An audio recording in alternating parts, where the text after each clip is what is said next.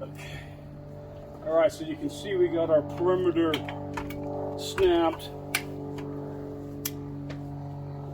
We're just going to cut this out in one piece with this diamond concrete saw right here. What we'll do is we'll make sure we have enough power. Okay.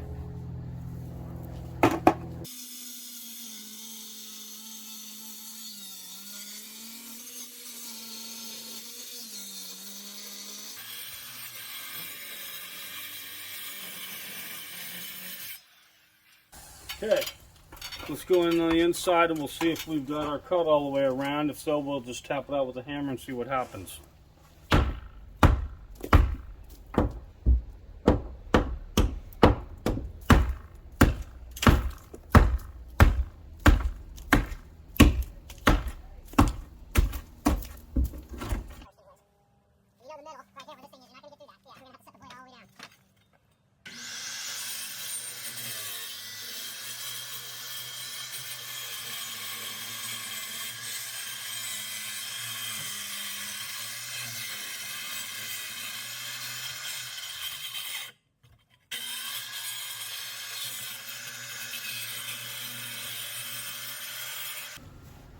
Okay, so we got the saw cut done. Now we got to go in from the inside. We're going to tap it out like we were doing before. Our problem is that the stucco is really built up in this area and at the top for when they patched in and installed this previous to this homeowner buying it. But the stucco is about 1.5 inches thick, so we're going to figure that out from the inside and we'll get right back to you.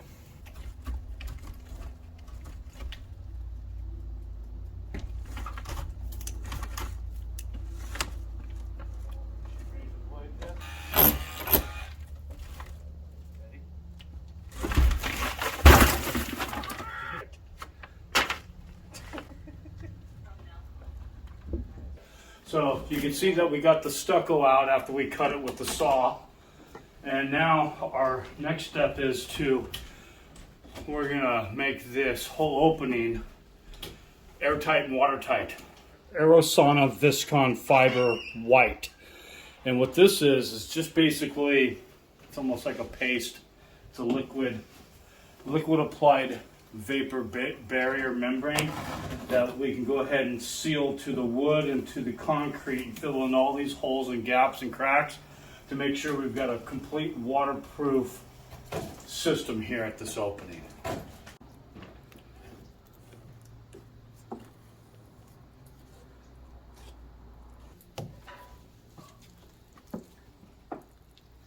So it doesn't matter how you apply this, as long as you get it in the nooks and crannies. And remember, this is a Visconn fiber, so it has reinforcement in it to fill bigger gaps and cracks.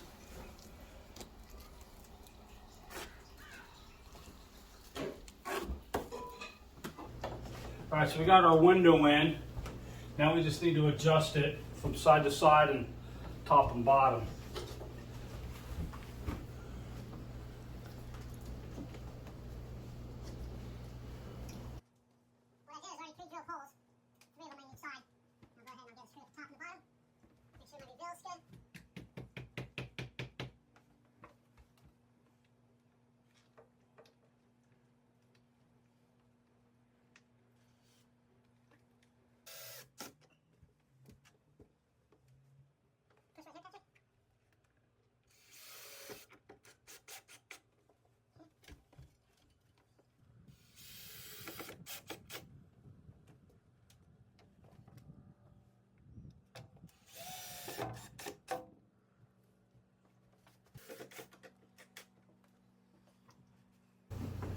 Now windows, we're only going to be screwing the sides because it's a small opening. It's not that very big of a window.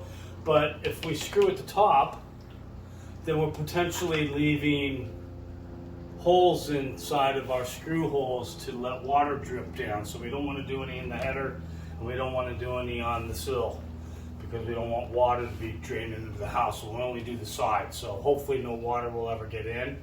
Okay, so the next thing we need to do is get in here, squirt some foam all the way around the whole perimeter of this window.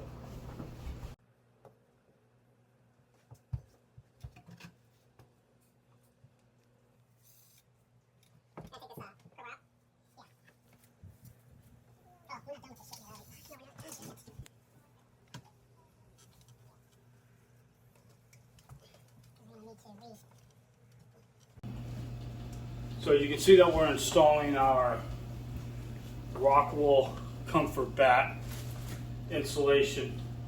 Now this comes unfaced, and that's the way we want it, especially in our climate zone. We don't want craft face paper on it. We don't want any vapor barriers at all on our insulation. Our vapor barriers are inside of our wall cavity already. As you can see, we got our black paper from our stucco on the outside of the house. However, if we were doing a true deep energy retrofit or something towards passive house standards, we probably would have yanked off all the stucco on the wall and stuck proper vapor barriers on the outside to control the moisture.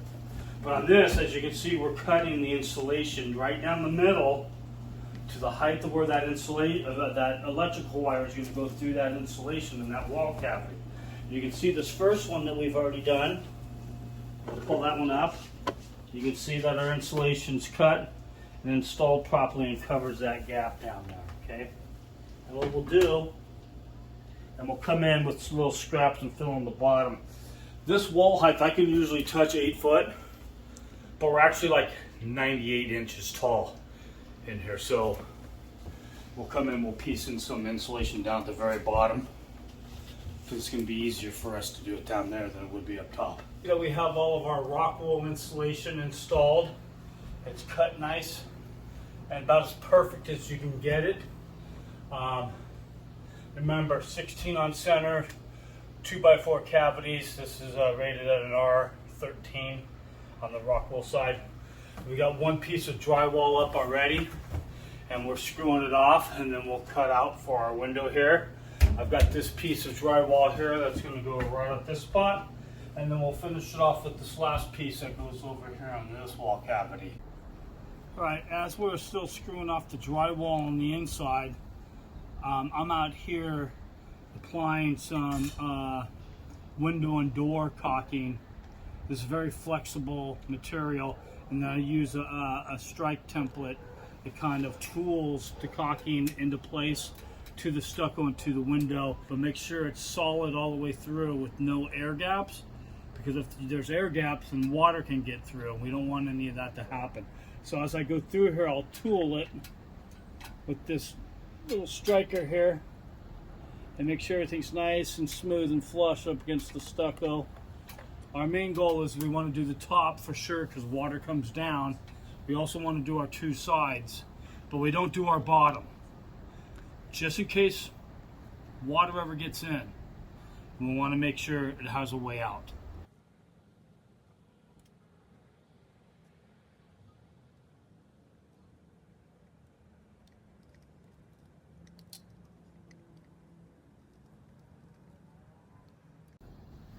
All right, so far you've seen the whole process of us doing the framing, redoing all the electrical on this wall, cutting our stucco out to get this retrofit window in, along with insulation and drywall.